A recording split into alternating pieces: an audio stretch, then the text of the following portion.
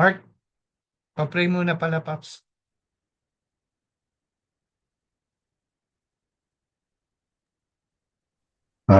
Father God, thank you so much for today. Thank you for gathering us together to study your word. And thank you, Lord, because we know that bringing us here is not an accident, but sadya niyo po para po kami matuto at kami mag-grow sa inyo. We also pray for Brother Edward, Lord, sa kanyang message today. Na sana it pierces our hearts and whatever we learn from it, we'll get to walk in it, Lord, every day. We also pray for all those that are not here yet, na sana makahabol sila, Lord, and sana makuha pa rin nila yung message na gusto nyo iparating sa kanila, Lord. And all this we ask in the mighty name of Jesus Christ, our Lord. Amen. Amen. Amen. Thank you, thank you.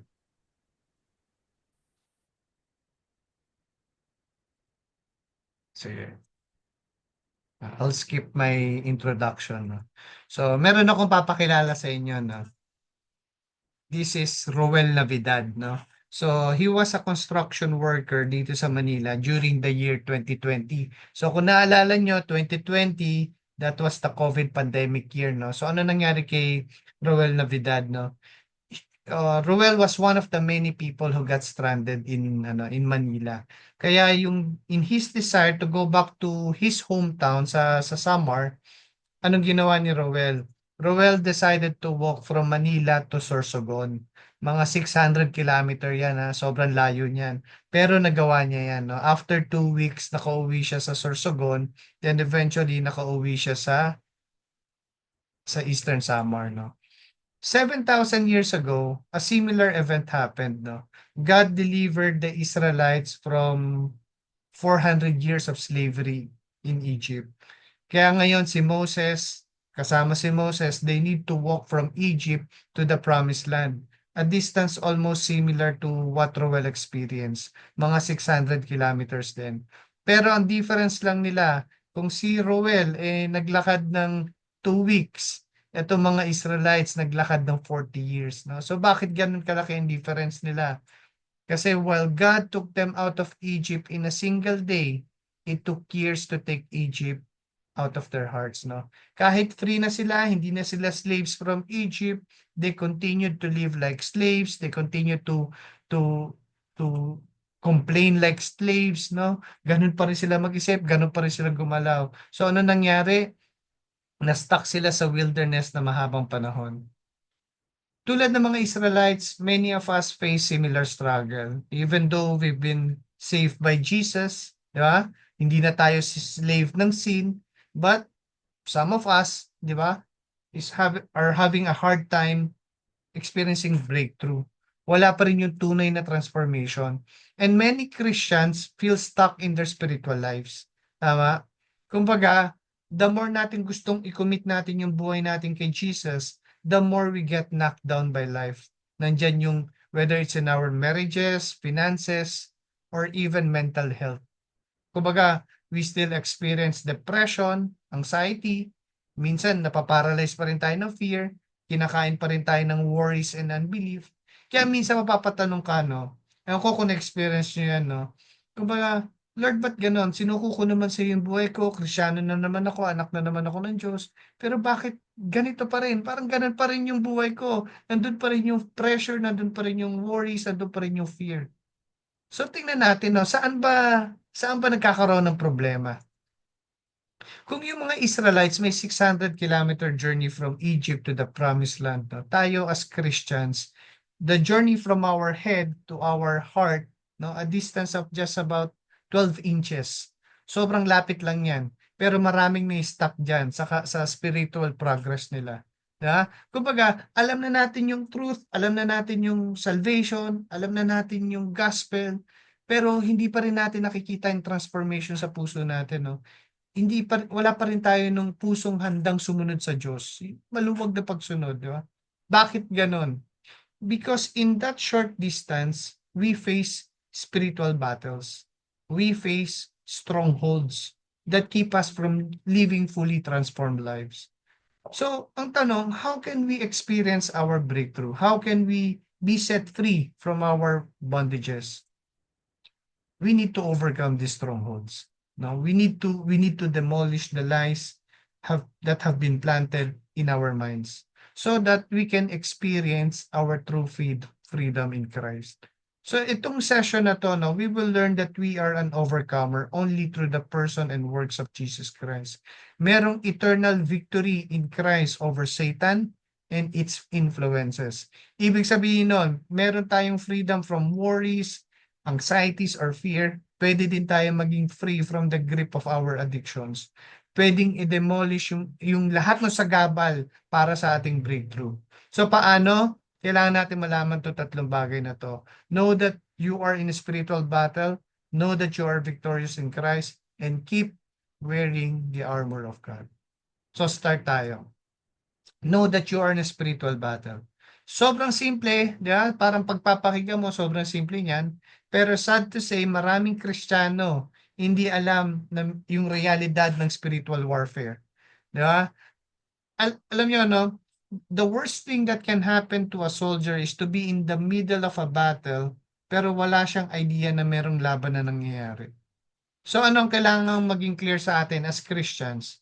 When you look at the writing of Paul to the Thessalonica, sabi ni Paul, "May your whole spirit, soul, and body be kept blameless at the coming of our Lord Jesus Christ." Dito sa verse na to, tingnan nyo, meron sinasabi si Paul na ang isang Kristiyano daw merong threefold nature. Meron daw tayong body, soul, and spirit. So let us explain this one by one. Start tayo sa body, no? Ang body, familiar lahat tayo dyan kasi yan lang naman yung visible sa tatlong yan, di ba? At dahil dyan, marami tuloy ang intindi natin that we are a physical being with a spirit. Pero hindi totoo yun eh. Di ba? Na-mention ko na sa inyo yun before, no? That we are more spiritual than physical. Kasi, ano eh, we are, kung titingnan mo talaga, no? We are spiritual being with the body. Hindi yung body ang mas dominant, no? Kasi yung soul tsaka spirit natin eternal yan eh. Pero yung body natin, 'di ba? Itong temporal body natin, this body will return to dust when we die. Sabi ni Tony Evans, few Christians understand that the most real part of our existence is what happens in our spiritual lives, not in our bodies. Bakit daw? Because we are residents of heaven. So we are not physical being with the spirit, but a spiritual being with the body. So paano naman ang soul? Ang soul, lahat tayo may soul. Our soul is often described as the essence of who we are, no? Considered siya as the core of our being. Ibig sabihin, it houses our mind, yung thoughts natin, it houses our emotion, yung feelings natin, yung nararamdaman natin, and our will, our ability to make decisions. Sa scripture, pag titingnan natin, the soul is often described as something precious. Ganun siya dinidescribe, no? Dapat daw natin siyang alagaan. Bakit daw? Because it defines the health of our entire life, no? Ang tao nakafocus siya sa pag-alaga sa body. Nakakalimutan nating alagaan yung soul. So paano naman yung spirit? Alam niyo lahat tayo, pinanganak tayo with a dead spirit. Maraming hindi nakakaintindi niyan, pero lahat tayo pinanganak with a dead spirit. Part 'yon ng curse ng kasalanan. Papakita ko sa inyo, no? Because of the original sin of Adam and Eve, our spirit died. Binigyan ng warning ni God si Adam eh. Binigyan niya ng warning. Sabi ni God, "From any tree of the garden you may eat freely." But, may but siya, no? Pero ito, "But from the tree of the knowledge of good and evil, you shall not eat." Bakit daw? "For in the day," yung araw mismong yon, "that you eat from it," ano raw mangyari? "You will surely die." Sigurado. Yung araw na yon, kung kailan ka kumain, you will surely die. Ang tanong, nung kumain ba sila Adam and Eve, namatay sila on that day? Alam natin hindi eh. Sabi nga ng Genesis, 930 years old si Adam nung namatay. Pero sabi ni God eh, on that day mamamatay talaga. So anong namatay sa kanila? That same day, their spirit died. Tandaan natin, we are more spiritual than physical. They immediately experience spiritual death. After nila nag-disobey kay God, pumasok agad yung kasalanan sa kanila, nakita nila naked sila, nagtago sila sa Diyos, nagsimula silang mahiwalay sa Diyos. So they experience spiritual death, separation from God. Ibig sabihin, nung pinanganak tayo dito sa mundo, we have a dead spirit. Ibig sabihin, we are merely existing, but we are not truly living. Yeah? Dahil yun sa nangyari sa garden. So if we are all spiritually dead, paano tayo magkakaroon ng life? Yeah? Paano tayo magkakaroon ng life? Dumating si Jesus 2,000 years ago. Sabi niya, I am the way, the truth, and the life. Yun yung kailangan natin. Yeah? Yung pangatlo niyang binanggit, yun yung life na kailangan natin. Sa kanya natin makukuha. Ibig sabihin, once we surrender our dead life to Jesus, God will give us a new life. He will give us a new spirit because we have a dead spirit. Alam mo, sobrang ganda nitong proseso na to, no? Dinescribe ito sa Ezekiel, no? Sa book of Ezekiel, itong process na to. Sabi ni God, I will give you a new heart and put a new spirit in you. Diba? I will remove from you your heart of stone. No? Yung iba kasi ang intindi sa heart of stone dyan, supladang puso o matigas na puso. Disobedient na puso. Hindi. Pag sinabi mong heart of stone, patay na puso. Ibig sabihin, patay ka kung meron kang patay na puso. Diba? Sabi niya, I will remove from you your heart of stone and give you a heart of flesh. Isang pusong buhay. Ibig sabihin, if you surrender to God your dead spirit, He will give you a new spirit and a life eternal. You are now a new creation. Di ba? The old has passed away, behold, the new has come. Bagong creation ka na. Di ba? Sobrang ganda ng process na yan, no? Hindi ka lang ni-refurbish ng Diyos, hindi ka niya binutingting at sinabi parang suplada ka, mayabang lang, okay na yan. Tanggalin lang natin yung mga konti mong mali, then okay ka na. Ikaw pa rin yung dating Mark, ikaw pa rin yung dating Mark na inayos ko lang. Hindi eh. Sabi niya, you are now a new creation. The old has died, the new has come. Diba? He created a new person in you. Importante yun, importante malaman yun. No? So, ibig sabihin, bago na yung spirit mo. Bago na yung spirit mo. Ang tanong ngayon, okay, ang tanong ngayon, how about your soul? Ano nangyari sa soul? Did God remove from you your old mind and give you a new mind? Alam nating lahat na walang prosesong gano'n nangyari, di ba? Hindi ginalaw ng Diyos yung mind natin. Ibig sabihin, before ka naging Kristiyano, before mo siya tinanggap sa buhay mo, addicted ka to pornography, womanizer ka, alcoholic ka, addicted ka to substance, tapos naging new creation ka na, sinurrender mo na yung buhay mo sa Diyos. Alam mo, lahat ng ginawa mong kasalanan, nasa mind mo pa rin yan. Hindi mo biglang nakalimutan paano mambabae. Hindi mo biglang nakalimutan ano lasa ng alak. Lahat ng nilagay mong sinful thoughts, nasa mind mo pa rin yan. Bakit? Hindi kasi ginalaw ng Diyos yung mind natin. For what reason? Because God loves us. Dahil yun sa pagmamahal ng Diyos. God is now giving us an opportunity, the privilege to choose Him, to love Him. In short, hindi kanya ginawang makina. Nasunod-sunuran ka na lang sa lahat. Bakit? Kasi hindi rin niya ginalaw yung will mo, your ability to make decisions. Lahat ng decisions mo, sa iyo pa rin ang gagaling. Na? So since hindi ginalaw ni God yung mind mo, ngayon, that you are now a new creation, that you are now a child of God, God has now given you the responsibility to take care of your mind. Sabi sa Romans, do not conform to the pattern of this world, but be transformed. Paano paraan? By the renewing of your mind. Magtatransform, magbabago ang buhay mo sa paanong proseso? By renewing your mind. Ibig sabihin, now that you have become a new creation, it is your responsibility to renew your mind. Hindi to trabaho ng Diyos, trabaho mo to. You need to unlearn all the lies of the enemy and learn the truth about God. Papalitan mo yung makamundong ideas, papalitan mo siya with God's truth. Di ba? Yung tama sa mata ng Diyos. Kaya sabi ng Bible, the battle is in your mind. Bakit? Because God did not give you a new mind. Hindi niya ni-reformat yung mind mo. He did not change your will. He did not touch your emotion. Pero tandaan natin, He gave us a new spirit. Meron ka ng divine power to say no to sin. Kaya if you are now a follower of Christ, your mind now is the target of the enemy. Diyan siya pumunta. Bakit? Because the enemy cannot take away your salvation. Guaranteed na yung spirit na nasa iyo. Hindi niya kaya yan. Pero kaya kanyang i-paralyze. Paano? By planting lies in your mind. Ibig sabihin, pwedeng save ka na, but you're living as a defeated Christian. And this is what we call the spiritual battle.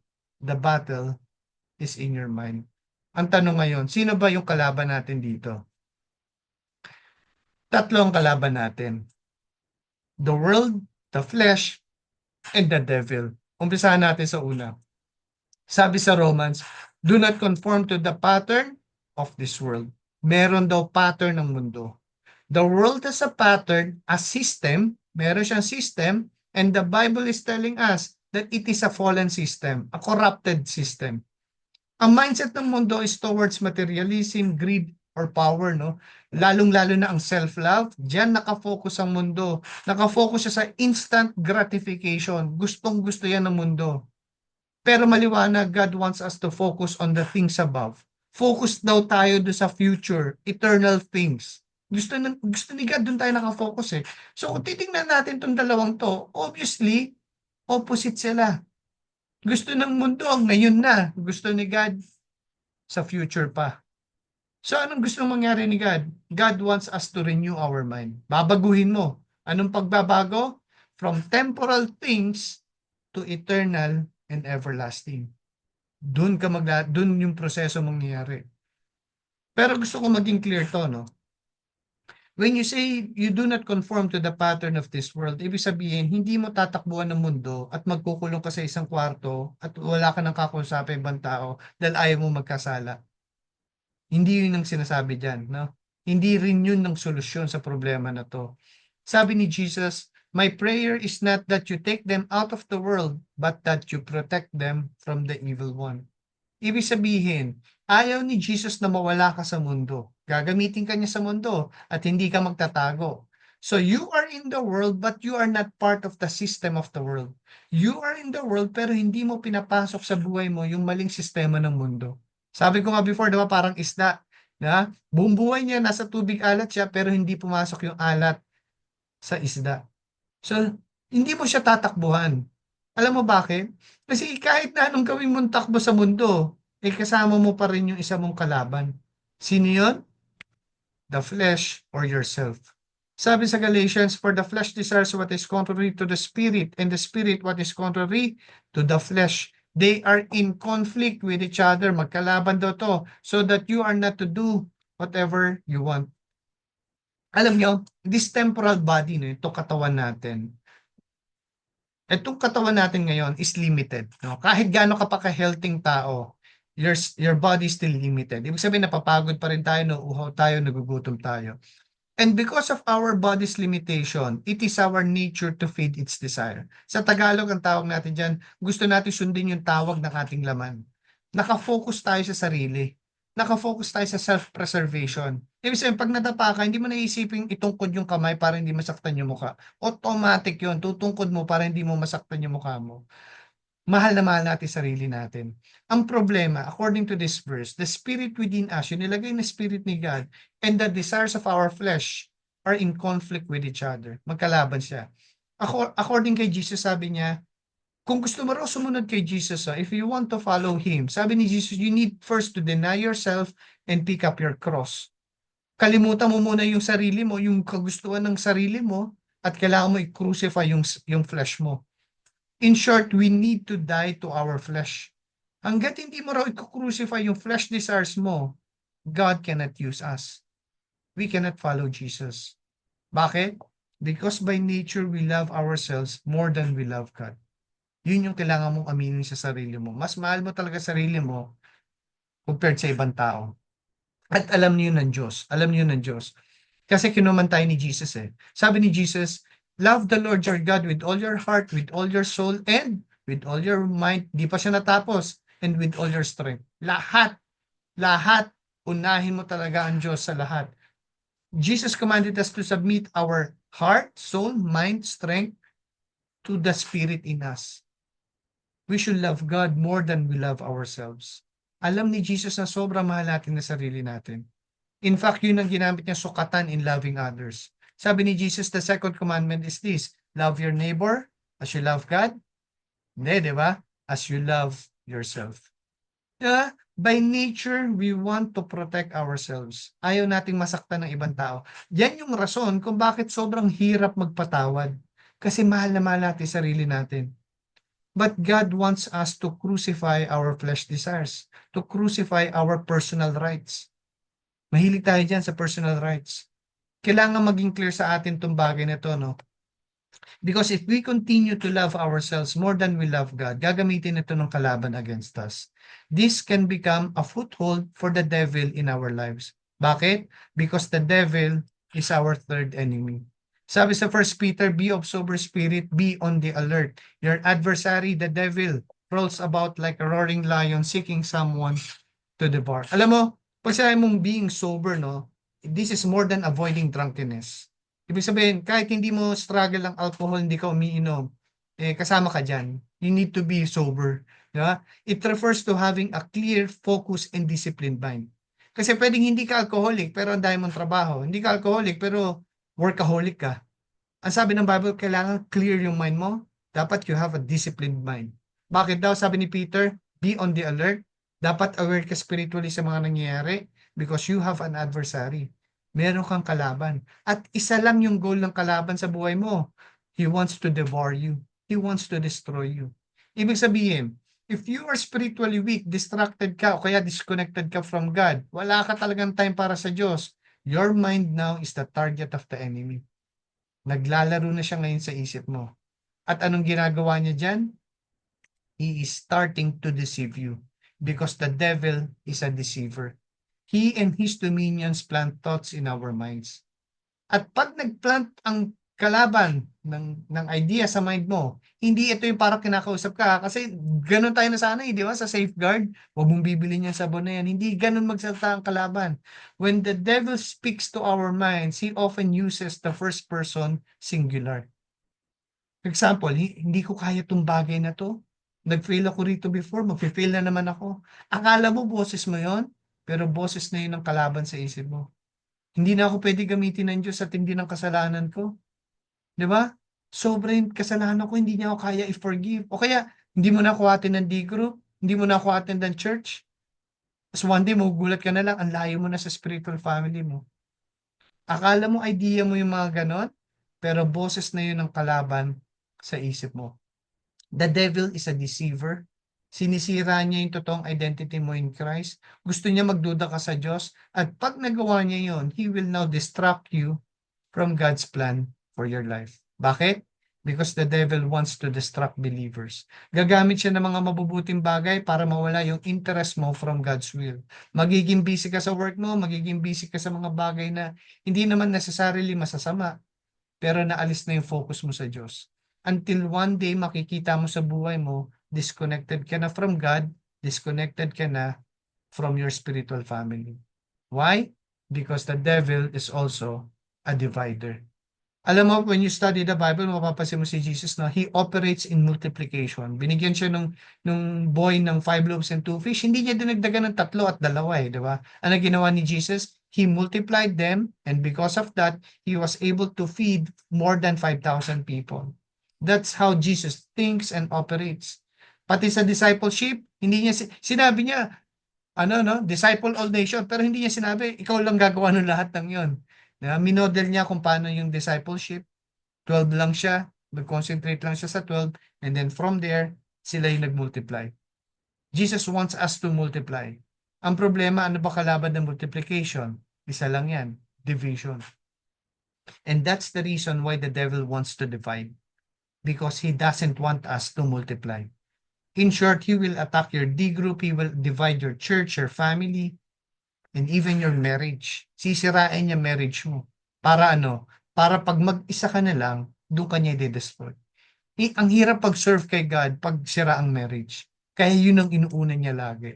Sabi sa Ephesians, for our struggle is not against flesh and blood, but against the rulers, against the powers, against the world forces of this darkness, against the spiritual forces of wickedness in the heavenly places. Hindi tao kalaban natin. Satan is the real enemy and he is using people to trap us. So wag kang ma-sidetrack fighting other people. Ibig sabihin, before kayo ulit mag-away ng asawa mo, before ulit kayo makipagtalo sa ibang tao, before ka umalis sa D group dahil na-offend ka or sa church mo dahil na-offend ka, balikan mo tong verse na to. We are not against flesh and blood. The enemy is Satan. From the time of Adam until now, he has never stopped trying to ruin God's plan for us. So, yes, we have real enemies. Totoo talaga yan. The world pressures us. Gusto niya mag-adapt tayo sa corrupted system niya. The flesh tempts us. Gusto niya mas mahalin natin yung sarili natin kaysa kay God. The devil deceives us. He deceives, distract, divide, and he wants to devour you. He wants to destroy you. Totoo talaga yung mga kalaban natin. Spiritual battle is real, no? So dapat maging clear sa iyo that your soul is the main target of the enemy. Ang problema, sabi natin kanina, your body is limited.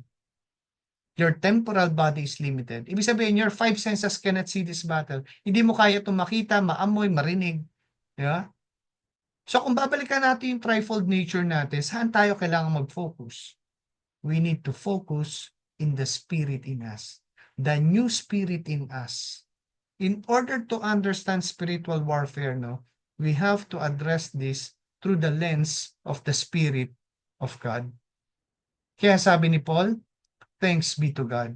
He gives us victory through our Lord Jesus Christ. Paul himself experienced these attacks. Maliwanag sa kanya that he is in a spiritual battle. Pero higit sa lahat, maliwanag sa kanya that if you are in Christ, if you have truly surrendered your life to Jesus, you've already won the battle. Tapos na ang laban. No? Dapat maging clear sa ito. And that leads us to our second point. For you to overcome your strongholds, know that you are victorious in Christ. Our victory is in Jesus. Jesus has won the battle on the cross 2,000 years ago. Tapos na ang boxing. Satan is already a defeated foe. So paano natin ngayon harapin itong laban na to? Sabi ni Paul sa Corinthians, we are human but we don't wage war as humans do. We use God's mighty weapons and not worldly weapons. So in this spiritual battle, we don't fight with our own strength. Hindi lakas natin, hindi pride natin, but under God's authority. Hindi tayo yung umaatake. God is the one fighting for us. Alam ko mahirap intindihin yun, pero ako talagang nire-remind ko lagi yung sarili ko dyan, God is the one fighting for us. Kaya huwag kang aalis sa umbrella of protection ni God. Yung righteousness ni God, huwag kang gumawa ng mali. Dahil pag once na gumawa, pinili mo yung maling buhay, umaalis ka sa umbrella niya. Bakit? Ba't ka hindi dapat umalis? Because God's divine power can protect us from this battle. So ano kaya nung gawin yung God's divine power? Sabi sa 2 Corinthians, the weapons we fight with are not the weapons of the world. On the contrary, they have divine power to what? To demolish strongholds. Ibig sabihin, yung tinanim ng kalaban sa mind natin sa mahabang panahon, naging stronghold na siya sa buhay natin. Ibig sabihin, hindi natin kaya tanggalin to sa sarili nating lakas. But God's divine power can demolish these strongholds. So para maging maliwanag tayo, alamin muna natin, ano ba ibig sabihin ng strongholds, di ba? Paano ba ito nabubuo? Sabi ni Neil Anderson, a stronghold is a fortress of thoughts, habitual patterns of thinking that are not consistent with God's word. Ang stronghold daw ay mga kaisipan, mga salitang inulit-ulit mo sa isip mo to the point na isinabuhay mo na, ang problema, hindi daw siya nakaayon sa salita ng Diyos. So these are all lies from the enemy. But it became a fortress in your mind. Naging totoo siya sa buhay mo dahil pinatibay mo na siya sa mahabang panahon. Alam mo, ang isang fortress, hindi yan ginagawa ng isang linggo, isang buwan o isang taon, no? Maraming taon ang lumipas para maipatayo o maging matibay ang isang fortress. Ganon din yung stronghold. Ibig sabihin, magsisimula ang lahat sa mind mo, an idea that you entertain, tinanggap mo sa buhay mo, naging komportable ka doon sa idea na yon, and anything na inulit-ulit mo sa isip mo, it becomes your belief. Kahit puno siya ng kasinungalingan, kahit hindi siya totoo sa mata ng Diyos, nagiging totoo siya sa isip mo. So kung nakapag-establish siya sa mind mo, magiging lifestyle mo na yung wrong belief mo. In short, it becomes your repeated behavior. Ibig sabihin, ganun na kung paano ka mag-isip, ganun na paano ka gumalaw, ganun na kung paano ka mamuhay. Naging part na siya ng buhay mo. Ang problema, kapag ang isang bagay isinabuhay mo na mahabang panahon, eventually it will become who you are. Sa madaling salita, no, yung maling behavior mo, magiging identity mo na siya. Bakit? Because whatever you choose to believe, you become. Ulitin ko whatever you choose to believe, you become. Pinaniwalaan mo mahina ka, yun ang magiging buhay mo. Pinaniwalaan mo ganyan yung pagkatao mo, yun ang magiging buhay mo.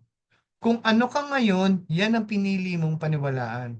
You chose that identity kahit sa mata ng Diyos, hindi siya totoo. And that wrong identity, yung wrong belief will imprison you from the truth of God. In short, na-establish na ng kalaban yung stronghold sa buhay mo. Dahil sa mahabang panahon, pinatibay mo siya sa isip mo. Now, it becomes a fortress in your mind. Yan na yung control tower mo and it controls your soul. It controls your mind, emotion, and your ability to make decisions. In short, the enemy has captured your soul. Imprisoned na siya. So how can we be set free from our strongholds? Sabi ni Paul sa Corinthians, we demolish arguments. Yung mga thought patterns na sinasabi ni Neil Anderson, and every pretension that sets itself up against the knowledge of God, and we take captive every thought to make it obedient to Christ. So we need to demolish these thought patterns. Kahit sa isip mo, sobrang convinced ka na tama yon, pero pag titingnan mo, maliwanag, opposite siya sa truth in Scripture. Ano daw kailangan mong gawin? Take every thought captive. Kunin mo yung idea, check mo, galing ba to sa Diyos o galing to sa kalaban? Based ba to sa truth o lie from the enemy? And when you see that this thought go against the knowledge of God, you need to demolish those lies so that you can follow and obey Jesus. Bakit? Because we are no longer slaves to sin. Hindi na natin amo yung kasalanan. Hindi na siya yung sinusunod natin. Ang sinusunod natin, ang nag-o-obey tayo ngayon dapat kay Jesus na. Hindi na tayo slave ng Egypt. Free na tayo with God. We are now a child of God. Sabi sa Romans, we know that our sinful selves were crucified with Christ so that sin might lose its power in our lives. We are no longer slaves to sin. The moment God save us from sin, nawala na yung grip ng kalaban sa isip natin. Mag-i-stay lang yung kasinungalingan na yan if you will continue to believe those lies. But if you choose to believe that you are now a new creation, di ba? Sabi mo, ala na habang buhay na ako addicted to pornography. Pero paalala mo sarili mo, hindi nga new creation na ako Hindi na ako yung addicted dati. Ibig sabihin, crucified na with Christ yung dating womanizer. Crucified na with Christ yung adulterer, yung pornographer, yung cheater, yung liar. If you choose to believe this truth, yung old self mo will lose its power over your life. Hindi na ikaw yung dating identity mo. Your new identity now is in Jesus. We are no longer slaves to sin. We are now victorious in Christ. So we must now stand firm and live out that victory. Talikuran mo na yung dati mong buhay. Walk in your new life in Christ. Make that commitment a life of obedience. And as you obey, laban tayo. Laban tayo. Hindi yan madali Yung pag-obey, laban yan. Fight a good fight of faith. Kaya naman, kung handa ka ng lumaban at talikuran mo na yung dati mong buhay na mali, ito ang kailangan mong tandaan. Christianity is a battle. but we fight from victory, not for victory. Christianity is not a walk in the park. Hindi siya parang cruise. It is a battle. Pero tandaan natin, we are fighting not to win the battle. Bakit? Panalo na tayo eh. We are fighting because 2,000 years ago, the battle has been won on the cross. Kaya we fight from victory, not for victory. Kaya alam mo, gets ko ngayon yung tanong mo eh. Kung panalo na iba tayo ina-attack, ba't nandiyan pa rin yung kalaban? Bakit may depression pa rin? Ba't may torment pa rin? First check mo. Baka resulta yan ng unconfessed sin mo. Baka meron kayo inaalagaan kasalanan. May sikreto ka. Mamaya we will have an actual deliverance. Baka kailangan mong i-denounce yung old sinful life mo. Pero kung okay ka spiritually, wala kang tinatagong kasalanan but still you experience these attacks, isa lang ibig sabihin nun. The enemy wants to paralyze you. Bakit? Because you have a calling. Meron kang calling.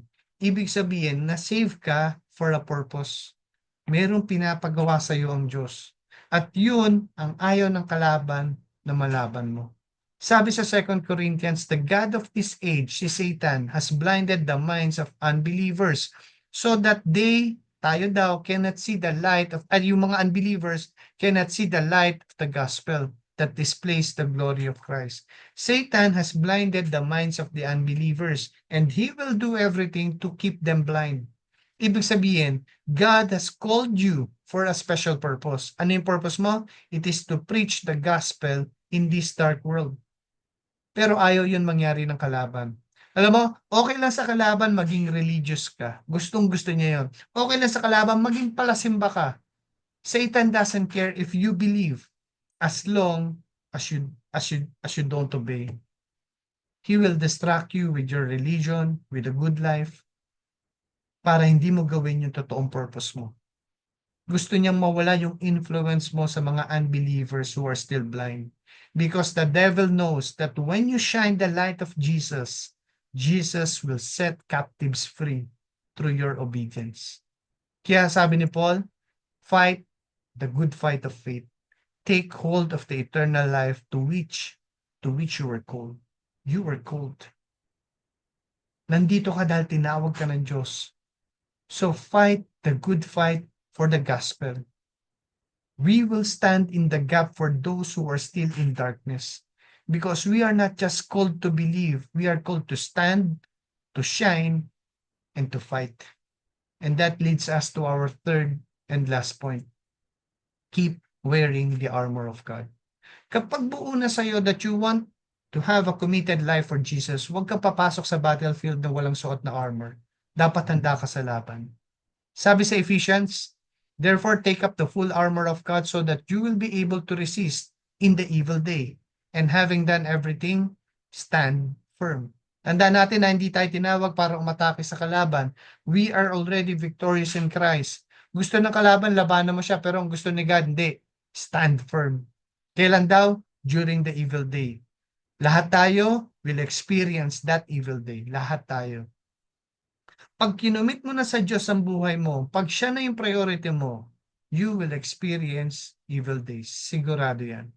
We are not called to run. Hindi tayo susuko pag dumating ni evil day.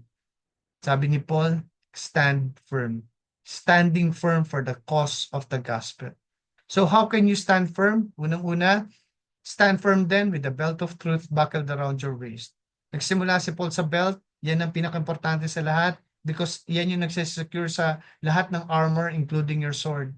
Pag nawala yan, gugulo lahat ng armor mo. Tawag ni Paul dyan, the belt of truth. Sa panahon ngayon, wala na yan. Hindi na importante yung truth. Ang importante ngayon, feelings and rights. Pero sabi ni Paul, truth should be the foundation of this battle. At saan mo makikita yung truth? Isa lang pinanggagalingan yan, from the Bible. Kaya ganun kaimportante mag-aral ng salita ng Diyos.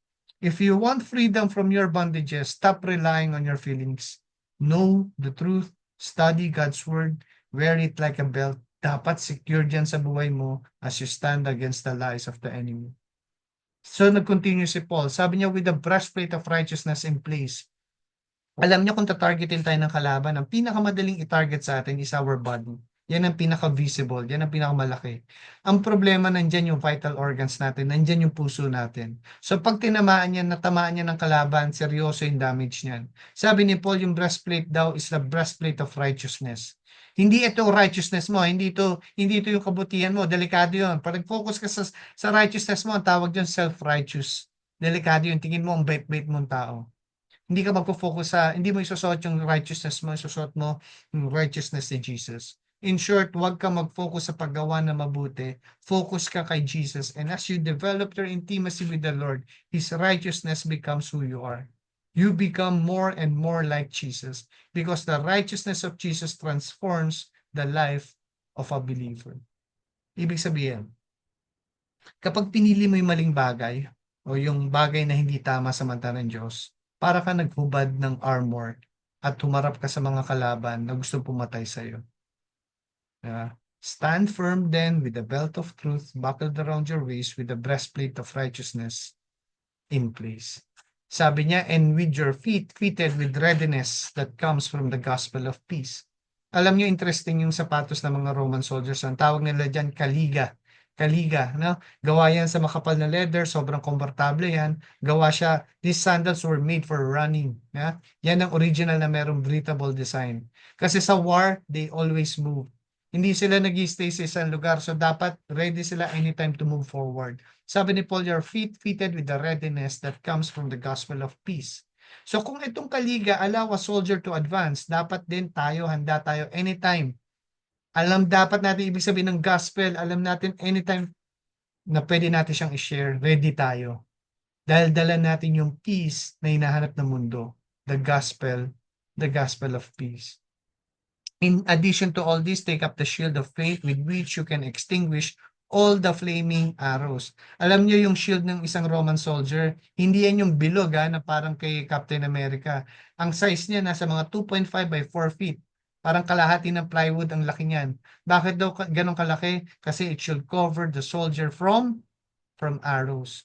Nagpapaulan ng arrows yung kalaban, hindi mo alam saan ang gagaling, kailangan mo lang mag-cover ng shield. Paul calls this weapon your shield of faith. Pag sabi mong faith, it is your trust in God. Ibig sabihin, believing and trusting God is your protection. Once na inalis mo na yung tiwala mo sa Diyos at pinasa mo na sa iyo yung burden ng buhay mo, once na magduda ka that God is in control at meron siyang plano sa buhay mo, para kang lumabas na sa 2.5 feet by 4 feet na shield. Para ka nagpaulan ng arrow sa kalaban. Tandaan natin, hindi ito ordinary arrows. Ini-specify talaga ni Paul yan. Flaming arrows. Ang tanong ngayon, bakit nilagyan ng apoy ng kalaban yung mga arrows? Alam niyo, hindi naman talaga pumapatay ng tao yung apoy eh. Ang papatay sa'yo is yung arrow. So, ano purpose ng apoy? Its purpose is not to kill you, but to distract you. Mahirap para sa isang soldier harapin yung arrows. But the worst thing that can happen to a soldier under attack, yung magkaroon siya ng nasusunog na paligid. Nasusunog yung gamit niya, nasusunog yung armors niya. Dahil habang pinapatay niya yung apoy sa paligid niya, mawawala yung focus niya sa totoong laban na pwedeng pumatay sa kanya. Ang problema, many Christians believe that they can do this alone. That they can fight the evil alone. Alam niyo, hindi ganun dinesign ng mga Romans ang kanilang shield. Hindi ito dinesign para sa isang tao. They were made for one unit and one battalion. Ang Roman Empire ang isa sa pinakamagaling pagdating sa defensive formation. Itong nasa picture, tinatawag na nilang tortoise or turtle formation. They walk as one unit. No? They move forward united with one purpose. As Christians, we are not designed to fight alone. Kailangan nasa loob ka ng isang church, involved ka sa isang small group, sa isang D group, dapat buo yung pamilya mo, dapat solid kayong mag-asawa. Bakit? Because the devil wants to divide us. Di ba? Unang-una, he doesn't want us to multiply. Pangalawa, alam niya that united we stand and divided we fall. Jesus himself is praying for the unity of all believers. He calls us to be united in one truth, anchored in one hope, and one faith in Christ Jesus. Wear the shield of faith and take the helmet of salvation. Sa isang Roman soldier, yung helmet na pinaka-vital sa lahat ng armor because it protects your head. Ang tawag ni Paul dito is the helmet of salvation. Dahil alam ni Paul, the enemy wants to attack your mind. Gusto niya mag-plant ng fear sa buhay mo. Gusto niya ma-distract ka at gusto kanya sumuko. Gusto kanya mag-quit eh. Alam niyo kung mapapansin niyo, ang Roman helmet ang isa sa pinaka makulay at pinakamagandang helmet sa history ng world dominations. Sinasadya nila yan, no? Kasi dun nila nakikilala kung sino yung soldier nila. In short, nasa helmet nila yung kanilang identity. Yung identity nila. As a soldier of God, dapat clear sa iyo yung identity mo in Jesus Christ. So we are not defined by our past or our failures or kung ano yung sinasabi ng ibang tao sa atin. We are defined by what Jesus did for us on the cross. So kapag nagtanim na ng doubt, guilt, and shame yung kalaban sa isip mo, tandaan mo, your salvation is secured in Christ so we can stand firm. And the sword of the Spirit, which is the Word of God. Alam niyo yung sword na ginamit ni Paul dito, hindi yan yung mahabang sword na parang kay He-Man. Pang-attack yun eh. Literally, it's called a dagger. This one is called a dagger, a small sword. Ang mahabang sword, ginagamit yan pang-attack ng kalaban. Pero ang dagger, ginagamit yan as self-defense. Hindi pinang-attack ang dagger. Wag kang susugod sa maraming kalaban, dala mo dagger lang, di ba? Gagamitin mo lang yan pag sobrang nakalapit na sa iyo yung kalaban. You will stab the enemy to protect yourself. This is not an offensive weapon, but a defensive tool for your protection. We are not called to attack. We are called to stand firm. Sabi ni Paul, the sword of the Spirit, which is the Word of God. Dalawang pwedeng ibig sabihin, no? Interpretation or translation ng word. Pwede siyang logos, pwede siyang rhema. Na-explain ko na sa inyo dati to, no? Pero very quickly lang. Logos is the entire word of God. Yan yung scripture, very general. Ang rhema, galing din yan sa logos, pero specific spoken word yan for specific person and time. Very personal. It's between you and the Lord. Marami example na makikita natin ng rhema sa scripture, but I will show you the example of Mary. Sabi sa Luke, and Mary said, behold, the bondslave of the Lord, may it be done to me according to your rhema. So, si Mary naka-receive ng rhema from God para lang kay Mary yan. Specific person, specific time, for a purpose. No? So, this is her rhema. Yung ginamit ni Paul dito na word ay hindi logos, hindi yung general scripture, but rhema. Ibig sabihin, if you're a true follower of Christ, kinakausap ka ngayon ng Diyos through the Holy Spirit in you. Our God is a personal God. Sabi ni Jesus, my sheep listen to my voice and I know them and they follow me. Ibig sabihin, if you're a true follower of Christ, nag-uusap dapat kayo ngayon ng Diyos. Hindi ikaw lang ng salta na salta pag nagdadasal. Alam mo dapat yung gusto niyang ipagawa sa'yo. At tandaan mo, once you obey, expect mo. Pag nag-commit ka na sa Diyos, expect mo, the devil will be closer to you than ever. I-attack ka talaga. Ano gagawin mo? Tatakbo ka pa palayo? Bibitawan mo ba yung commitment mo sa Diyos? Sabi mo, Lord, ayoko na. Hindi. Sabi ni God, stand firm. And before the enemy attacks you, ilabas mo yung rhema mo. Ilabas mo yung pinag-usapan nyo ni God. Speak His promise, stay on His word. That personal word from God is your weapon. Use it, fight back, because God will finish what He started on you. Kaya huwag mo labanan itong spiritual warfare sa sarili mong lakas. Remain in Jesus, listen to His voice, stay in His word, and remain in His love. Know that you're in a spiritual battle. Know that you are victorious in Christ. Keep wearing the armor of God. Totoong spiritual warfare, no? Totoo yan. Pero hindi ito excuse para hindi sumunod sa Diyos. As a true follower of Christ, you have no reason to fear this. Bakit? Because in Christ, we already have victory. Dapat maliwanag yun. So huwag kang hihinto when you face strong oppositions because your breakthrough is in the other side of your faithfulness. Ulitin ko yung hinihintay mong breakthrough is in the other side of your faithfulness, your perseverance. So huwag kang ma-stuck sa wilderness. Tapusin mo yung 600-kilometer journey mo. Ibig sabihin, obey when it's hard, continue to serve even when you're under attack. Stand firm and keep wearing the armor of God. So ngayon, we will move no into to actual deliverance no. But before that, gusto ko kayong invite no to pray with me no. Babasahin natin 'to sabay-sabay, Naka-mute kayong lahat, eh. Pero kung gusto niyo magbukas ng mic, okay lang. Para basahin natin sabay-sabay. Okay. Okay? Mm. Sige, start tayo. Dear Heavenly Dear Father, Heavenly Father, we acknowledge your acknowledge your presence in this presence in room this and in room, our lives. our life. We stand in the Stand in truth the that truth, all all authority our has been given to the being given to resurrected the resurrected Christ in Christ heaven in and on earth. heaven. And And because we are because in we are in Christ, Christ, we we share share that that authority. authority. We We ask you to ask fill us with you your to fill Holy us with the Spirit, Holy Spirit and we pray and your complete pray for protection and and guidance, guidance, and not and allow the not evil allow one to the cause evil one to cause disturbances. disturbances.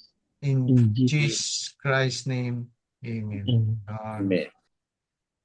So now we will have an actual deliverance. No? We will denounce all the strongholds in our lives. Kinlassify ito ng CCF into 5 groups. Maganda yung pagka-classify nila. No? And we will start with Group A. Okay?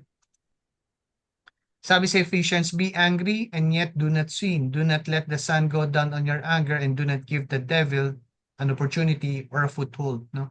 So ibig sabihin, anger itself is not a sin. It's a feeling. No? It's an emotional response.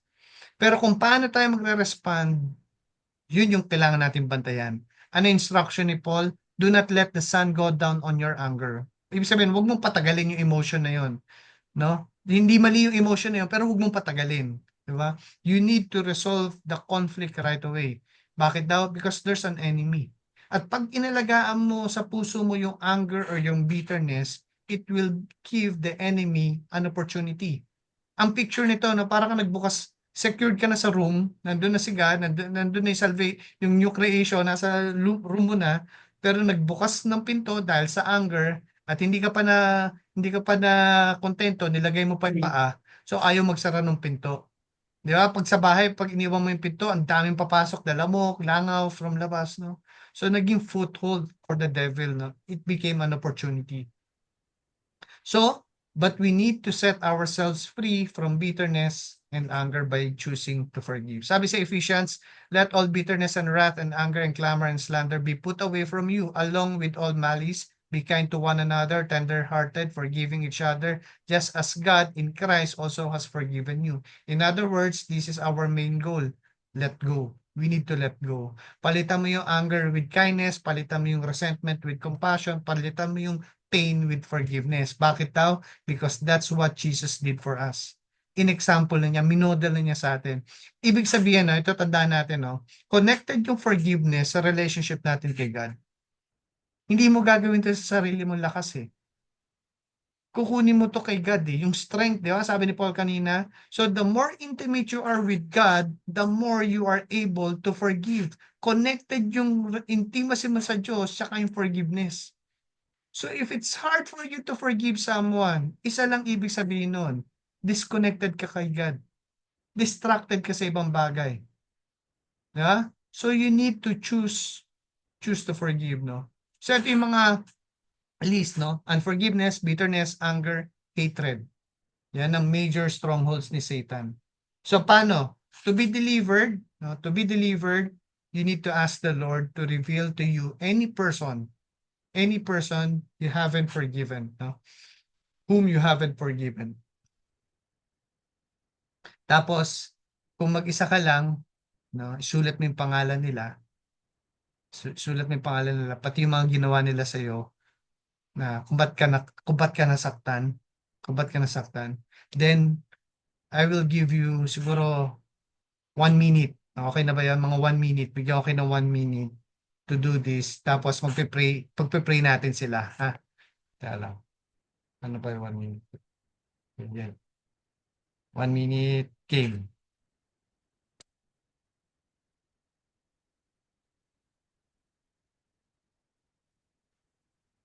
Susulat mo yung pangalan, ano ginawa nila sa'yo, bakit ka nasaktan.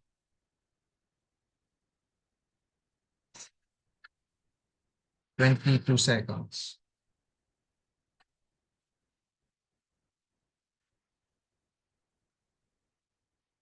Tapos pagpe-pray natin. 30 seconds.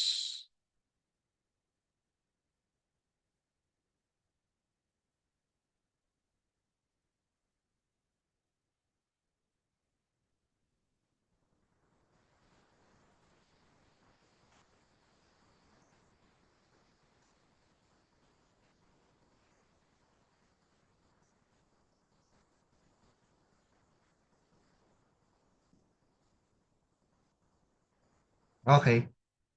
Okay na. One more time. Okay na. Pwede ka mag-raise ng hand ako more time. Okay, sige. Pag-pray natin Okay, let's pray. Dear Heavenly Father, pray with me Kahit wag niyo na buksan yung mic niyo. Pray with me. Dear Heavenly Father, because you have forgiven me all my sins through the blood of Jesus Christ and by the power of the Holy Spirit, I now forgive. Sabihin niyo yung pangalan ng tao.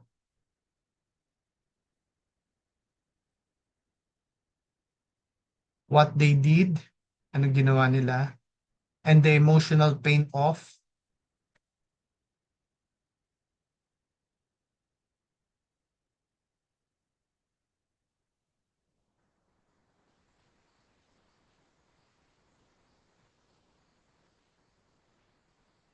Ulitin natin I now forgive yung tao, what they did,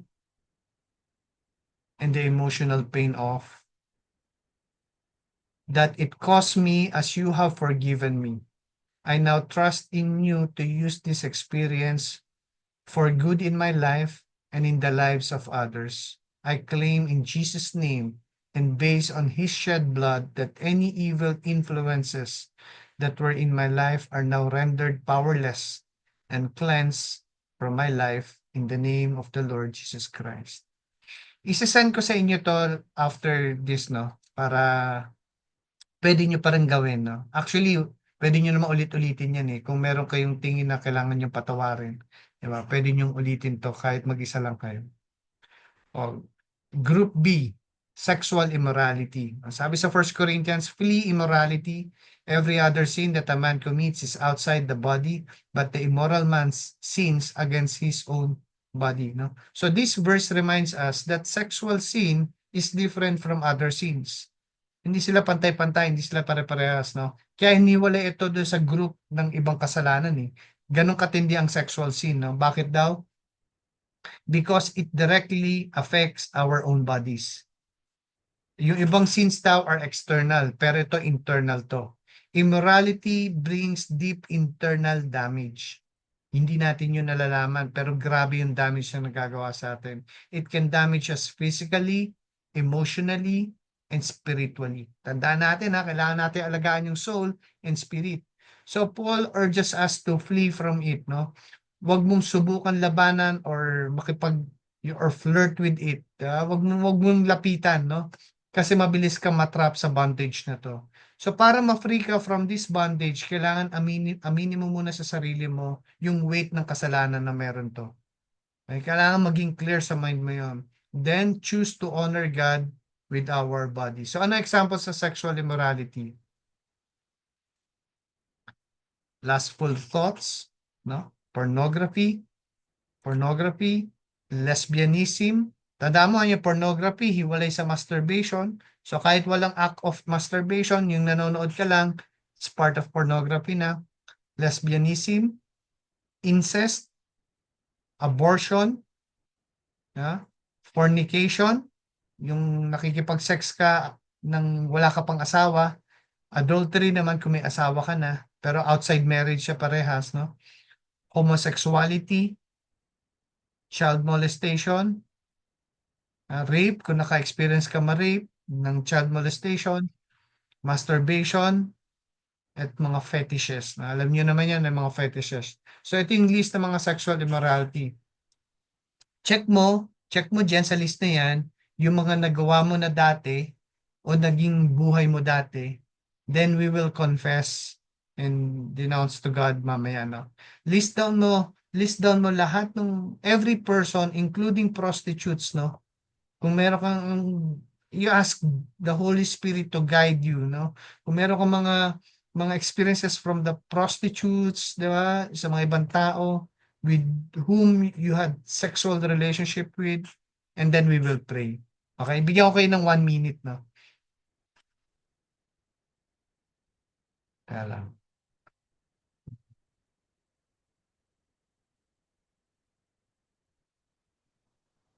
Sige, game. 1 minute. List down every person, including prostitutes. Tapos check mo rito sa list na to, yung mga nagawa mo dyan.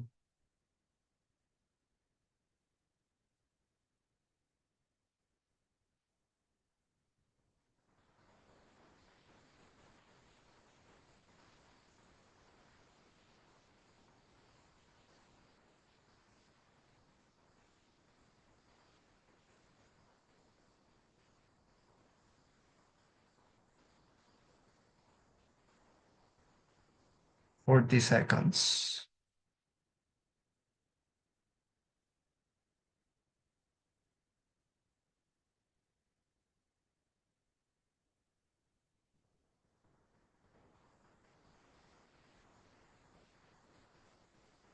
Again, kung meron ka nakalimutan, bibigyan ko kayo ng copy, no? Para pwede nyo gawin sa ibang araw or ibang time.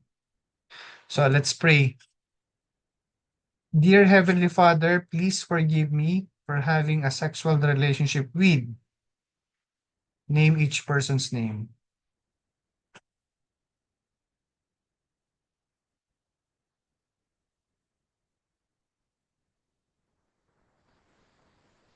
Outside marriage. Nagawa mo to outside marriage.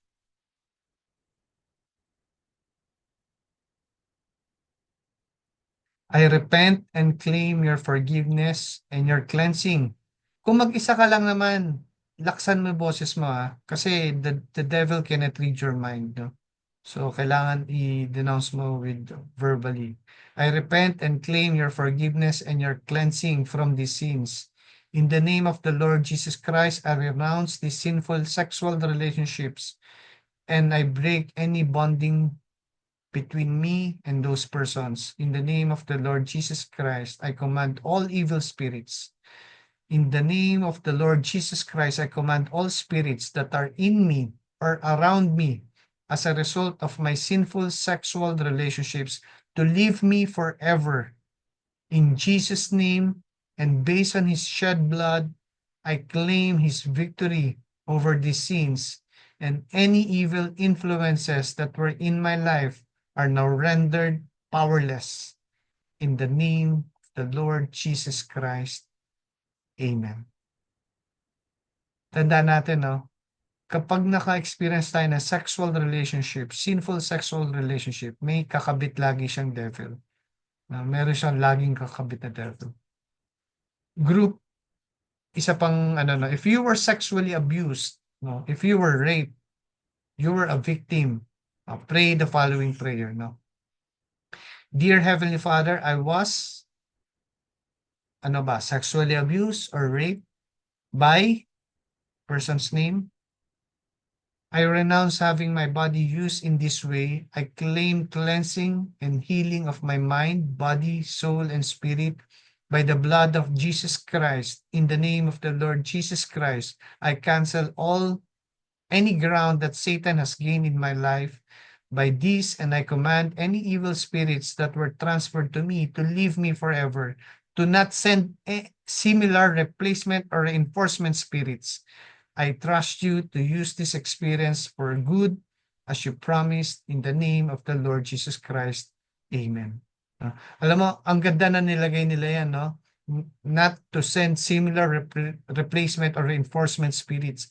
Kasi there were cases, no? Umaalis yung spirit sa kanila, evil spirit, pero nagpapadala ng iba. So kasama sa prayer na walang ibabalik, walang replacement.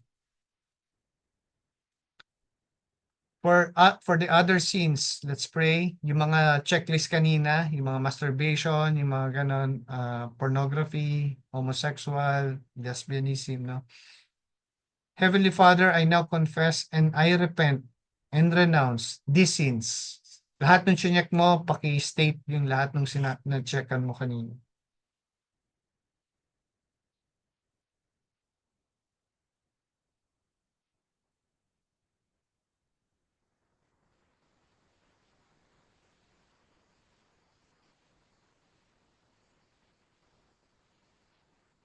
I claim my forgiveness and cleansing. In the name of the Lord Jesus Christ, I command any evil spirits that are in me or around me as a result of these things, no, to leave me right now, to never return, to not send similar spirits to me or any replacement or reinforcement spirits. In Jesus' name, I claim victory over these sins and cleansing from any evil influences that were in my life. Amen. Pansin niyo, no, pagdating sa sexual immorality, merong mga evil na nare-renounce. Kasi iba talaga ang sexual immorality. May kasamang devil, no? Kanina sa unforgiveness, wala walang ganyan sa prayer, no? Pero dito meron. Group C, other sins and struggles. Nakita mo, ito yung other sins. Hiniwalay specifically yung sexual immorality, no? So, sabi sa Galatians, now the deeds of the flesh are evident, which are immorality, impurity, sensuality, idolatry, sorcery, enmities, strife, jealousy, outburst of anger, disputes, dissensions, factions, envying, drunkenness, carousing, and things like these, of which I forewarn you, just as I have forewarned you, that those who practice such things will not inherit the kingdom of God. So these verses are not to condemn believers, no? Sinulat to ni Paul because he wants us to examine our lives.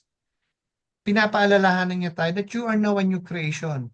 Pero tandaan natin, hindi ni-reformat ni God yung mind natin. So kung itong mga struggle mo before ka maging Christian, kailangan mong maging conscious na huwag ka na bumalik sa dati mong buhay. You need to renew your mind. Hindi na ikaw yan.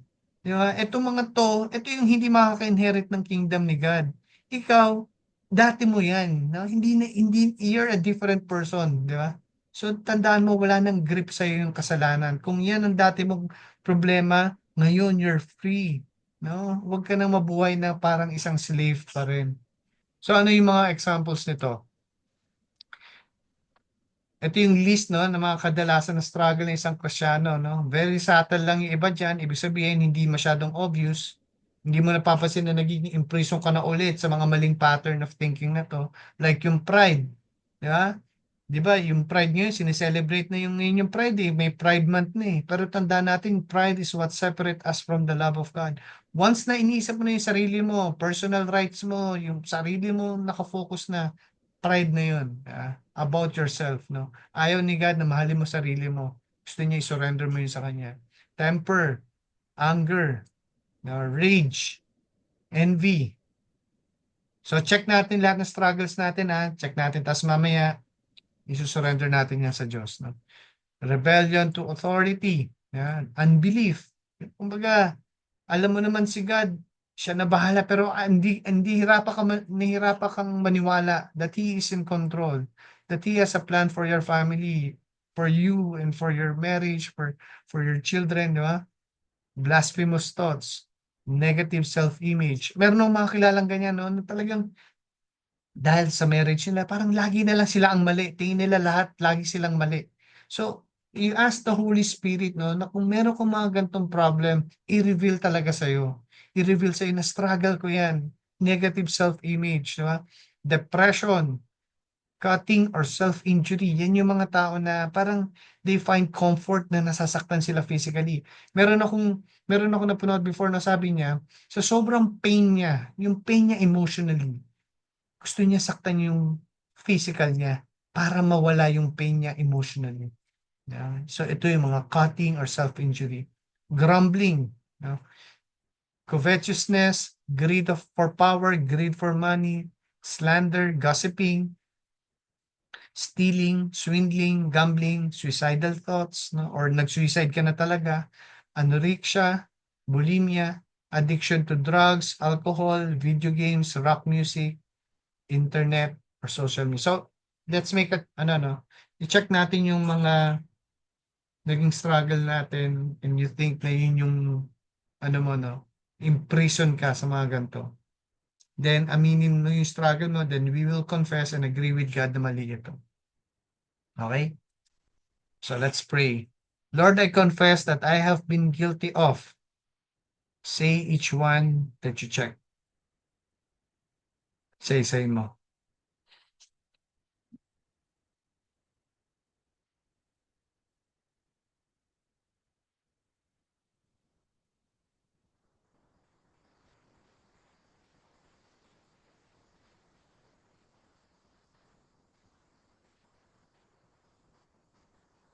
Okay? I repent and renounce these sinful acts and claim your forgiveness. In the name of the Lord Jesus Christ, I command all evil spirits that are in me or around me as a result of these sins to leave me, to never return, and to not send any similar spirits or any reinforcements.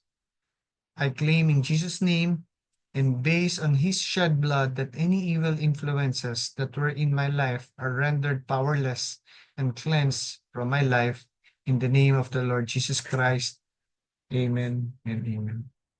Group D, counterfeit spiritual experiences. Ito, uso to pag Pilipino ka. No? I am the Lord your God who brought you out of the land of Egypt, out of the house of slavery. You shall have no other gods before me. You shall not make for yourself an idol or any likeness of what is in heaven above or on the earth beneath or in the water under the earth. Maliwanag, no? Deuteronomy. So watch yourselves carefully, since you did not see any form on the day of the Lord spoke to you at Horeb from the midst of the fire, so that you do not act corruptly and make a graven image. Ayaw ng Diyos yun, magkaroon kayo in any form. Na? Maliwanag yan. For yourselves in the form of any figure, the likeness of male or female. Maliwanag, ayaw ng Diyos na gumawa ka ng anything that describe your God. Ayaw niyang ilagay to any form of image, no? Whether a male or female. Grabe, no? Imagine 7,000 years ago yan, sinulat na ni Jesus, ay sinulat na ni God na talagang ayaw niya ng ganon. Pero until now, ginagawa pa rin natin, no? 1 Timothy, sabi niya, for there is one God and one mediator also between God and men, the man Christ Jesus, who gave himself as a ransom for all the testimony given at the proper time. No? Isa lang ang mediator, isa lang ang mamamagitan between God and a sinful man, and that is Jesus. And between Jesus and us, wala nang mediator na kailangan. Di ba? He died for us. Wala ka na kukuning mamamagitan sa atin between Jesus and us. Si Jesus na yun. Di ba? Si Jesus na yun. Deuteronomy 18, there shall not be found among you anyone who makes his son or his daughter pass through the fire, one who uses divination, one who practices witchcraft, yung pangkukulam, or one who interprets omens, or a sorcerer, or one who casts a spell, or a medium, or a spiritist, or one who calls up the dead. Masama, ayaw ni God yan, tumatawag sa mga patay. For whoever does these things is detestable to the Lord, and because of these detestable things, the Lord your God will drive them out before you. Nung ginawa to ni King Saul, galit na galit talaga si God nung kinontak niya yung patay, no? So, counterfeit spiritual experiences. Marami tayong struggle yan, no? Mga Pilipino, no? So, ano ito mga to? Spirit of the glass, Ouija board, fortune telling, palm reading, tarot cards, horoscope, diba? Crystal ball, consulting mediums, Silva mind control, feng shui, dealing with duendes, arbolario, witchcraft or kulam, magic, astrology, yung pag-interpret ng buhay using mga di ba? Ngayon, uso yan yung let the universe understand. Yung mga ganun, ang dinadasalan nila hindi na si God, universe na yung dinadasalan na science Yung science, alam niyo yan, yung usually nasa bilog na table, tapos hawak-hawak ng kamay, and then you will foretell the future. Yan, science. Mind reading, anting-anting, yoga, meditation. Yung yoga na exercise, hindi yun pero alam mo yun merong mga yoga na may meditation. Astral projection, speaking in trance, speaking, praying to the dead, no? Images, saints, idols, no? Animal sacrifice, telepathy, clairvoyance, spirit guides. Clairvoyance is, ano ba yung clairvoyance? Meron ba nakaka-alam sa inyo ano yung gusto ng clairvoyance? Nakalimutan ko ang meaning nito Nakakalimutan ko. Hypnosis, gayuma, table lifting, automatic writing, channeling, levitation. So, check ulit natin lahat ng yung struggle natin before, and then we will pray now.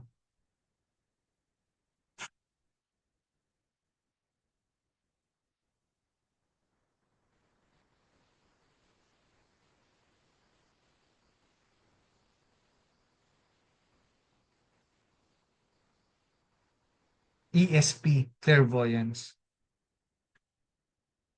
Yun yung mga third eye.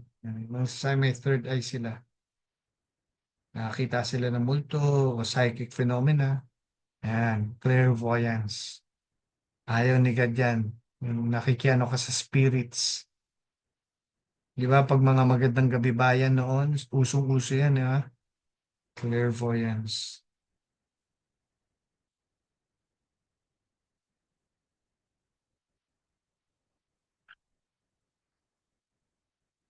Okay? Let's check.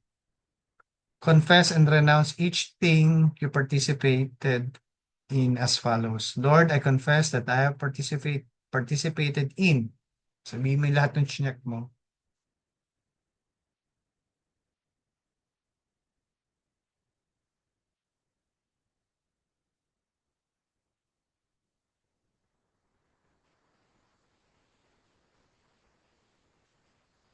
Kung ano, wala nga pala kayong copy. So, pinipicturean nyo ba? Tapos, yun. Sana pinipicturean nyo na. Sana pinipicturean nyo. Nakalimutan ko lang nga pala kayong copy.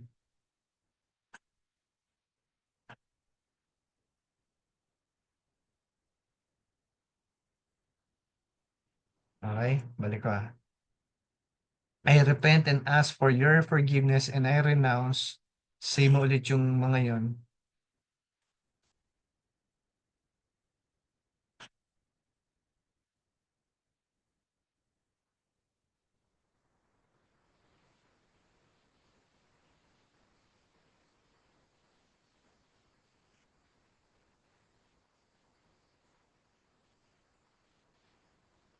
That I have prayed to other gods, images, idols, etc.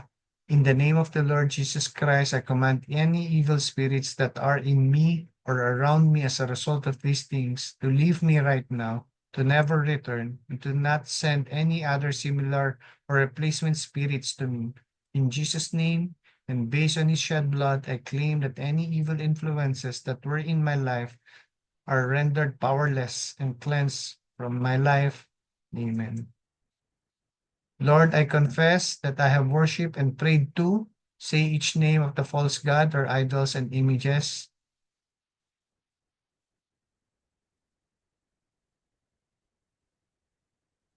Yung mga saints. I repent and ask for your forgiveness and I renounce worshiping and praying to. Sabi mo ulit yun.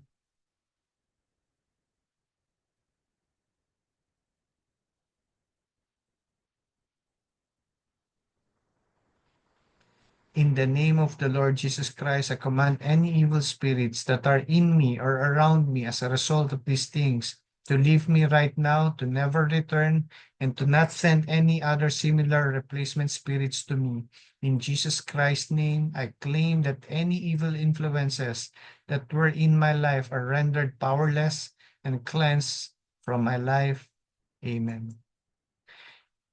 Group E, family history, sins of ancestors. No, you shall not worship them or serve them, for I, the Lord your God, am a jealous God, visiting the iniquity of the fathers on the children, on the third and the fourth generation of those who hate me, but showing loving kindness to the thousands, to those who love me and keep my commandments. Let's pray, no? Ibig sabihin, ganito lang yan, no? Kung mapapansin mo, no? Kung alcoholic ka, pansinin mo, yung history mo, yung mga lolo-lola mo, may ganun ding mga struggles, di ba? So, ngayon na Kristiyano ka na, ikaw yung magpuputol ng generational curse na yon. Sa iyo mapuputol. Ibig sabihin, kung meron kang nakita na ginagawa mong kasalanan and you choose to continue, ito lang ibig sabihin nun, gusto mong ipasa siya sa anak mo into the next generation. Pero kung na-recognize mo na ngayon yung kasalanan na yun, i-renounce mo na kay God, ihinto mo na sa buhay mo. Huwag mo na ipasa sa mga anak mo yung mga mali mo nagawa. Ako, ang dami ko nakita mga broken families, no? Nakikita ko, isa sa mag-asawa, no? Hiwalay din yung parents nila. Lagi yun. Nakikita ko lagi merong ganung pattern, di ba? So kung ganun yung na-experience mo, i-stop mo na sa'yo. Di ba? I-renounce mo na, i-surrender mo na kay God para hindi na tumuloy pa to the next generation. So declaration, no? In the name of Jesus Christ, I reject and disown all the sinful practices of my ancestors. I do not agree or approve of their activities. I pledge my allegiance to Jesus, and I cancel any claim that Satan has over me through the sinful practices of my ancestors, as one who has been delivered from the power of darkness and transferred into the kingdom of God's Son, Jesus Christ. I cancel all demonic strongholds in my life. I belong to the Lord Jesus Christ, who purchased me with his own blood. I declare myself to be eternally and completely committed to the Lord Jesus Christ. So declaration, no? Sabayan niyo ako doon sa declaration. So ito yung truth na kailangan i-declare talaga natin verbally. No? Talagang na laksan natin yung boses natin. Okay? I am a child of God. I have been made righteous. I have been justified. I have been redeemed and forgiven of all my sins. I have been bought with a price. I belong to God. I am free forever from condemnation. I cannot be separated from the love of God. I am assured that all things work together for good. I may approach God with boldness and confidence. I am God's workmanship. I am complete in Christ. By the authority of the Lord Jesus Christ and in his name, I command every familiar spirits and every enemy of the Lord Jesus Christ that is in me or around me to leave my presence forever, to not return to me, to not send similar or reinforcement spirits. I commit myself to my Heavenly Father. I will faithfully follow Jesus and to do his will by the power of the Holy Spirit in me. From this day forward, I am his and I love him. So this is our last prayer now. Dear Heavenly Father, I come to you as your child, purchased by the blood of the Lord Jesus Christ. You are the Lord of the universe and the Lord of my life. I submit my body to you as an instrument of righteousness, a living sacrifice, that I may glorify you in my body. I now ask you to fill me with your Holy Spirit. I commit myself to the renewing of my mind through reading and obeying your word in order to prove that your will is good, perfect, and acceptable to me. Amen. So continue to walk in the light and be filled by the Spirit now as you continue to experience God's true transformation in your life. Kung meron kayong na miss out, no, pwede nyo ulitin ulit, no, sa convenient time mo.